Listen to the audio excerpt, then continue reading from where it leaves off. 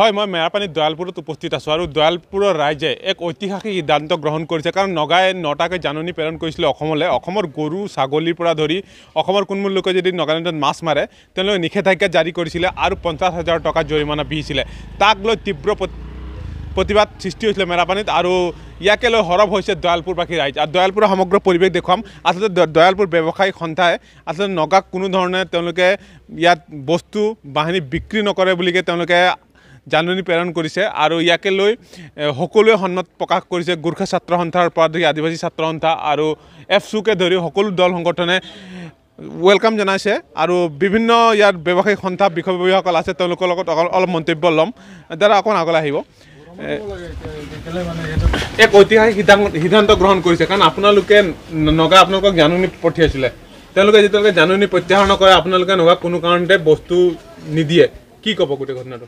নাই এই যেতিয়ালৈকে তেওঁলোকে এইটো 9টা দফাটো যেতিয়ালৈকে তেওঁলোকে উঠাই নলয় তেতিয়ালৈকে আমি যিটো ইকনমিক ব্লক হৈছে সেইটো ইকনমিক ব্লকটো আমি জাৰিয়ে ৰাখিম তাৰপিছতো নেক্সট যদি আমি দুদিন দেখিম যে তেওঁলোকে এইটো একো কৰা নাই তাৰপিছত আমি গোটেই ৰোড ব্লক কৰিম মানে ইয়াৰ পৰ্যায় আৰু বহুত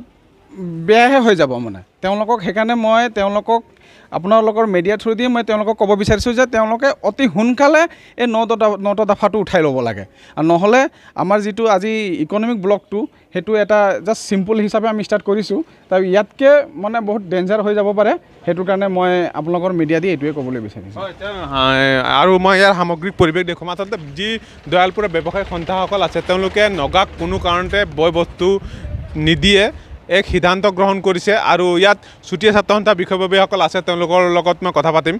আচলতে যোৱাকালি তেওঁলোকে এটা সিদ্ধান্ত গ্ৰহণ কৰিলে নগাক তেওঁলোকে বস্তু নিদিয়ে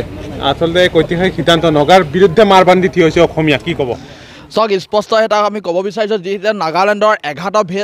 ভিলেজ কাউন্সিলে যিখন নটিচ ঘোষণা কৰিছিলে সেই নটিচৰ পিছত কিন্তু আজি দীঘলপানীৰ ৰাইজ কিন্তু আজি সজাগ হৈছে আৰু আজি জিলা প্ৰশাসনে এই বিষয়ে অৱগত হৈছে বুলি নিশ্চয় আমি গম পাইছোঁ কিন্তু জিলা প্ৰশাসনে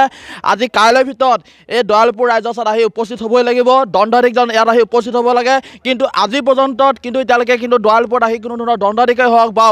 জিলা প্ৰশাসন আজিলৈকে কিন্তু উপস্থিত হোৱা নাই কিন্তু জিলা প্ৰশাসনক এটা স্পষ্ট কৈ দিছোঁ আজি দয়ালপুৰ ৰাইজ ওলাই আহিছে আৰু কাইলৈৰ পৰা যিটো তেওঁলোকে সকলো আজিটো বন্ধ কৰিছে কাইলৈৰ পৰা সকলো বন্ধ কৰিম বুলি তেওঁলোকে আমাক অৱগত কৰিছে আৰু ইয়াত যদি ভয়াৱহ পৰিস্থিতিৰ সৃষ্টি হয় তাৰ কাৰণে কিন্তু জিলা প্ৰশাসন দুখী হ'ব এইটো কথা স্পষ্ট আৰু জিলা প্ৰশাসনে অতি শীঘ্ৰে সেই দয়ালপুৰ ৰাইজৰ লগত বা নাগালেণ্ডৰ যিসকল ভিলেজ কাউন্সিল আছে ভিলেজ কাউন্সিলৰ লগত অতি সোনকালে আলোচনা বহক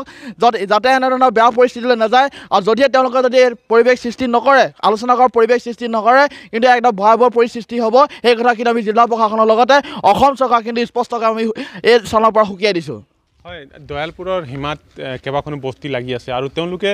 গৰু ছাগলী হ'ল বা মানুহ হ'লে সেই প্ৰতিখন গাঁৱলৈ অহা যোৱা হয় তাৰ নগা ভিলেজ কাউন্সিলে এই হতকাৰী সিদ্ধান্তৰ বিৰুদ্ধে সকলো অসমীয়াই মাৰ বান্ধি থিয় হৈছে আপুনি বিচৰা বাতৰি পাব কেৱল নিউজ 18 এপত নিউজ 18 এপ ডাউনলোড কৰিবলৈ স্ক্যান কৰক এই QR কোড গুগল প্লে ষ্টৰতো পাব এই নিউজ 18 এপ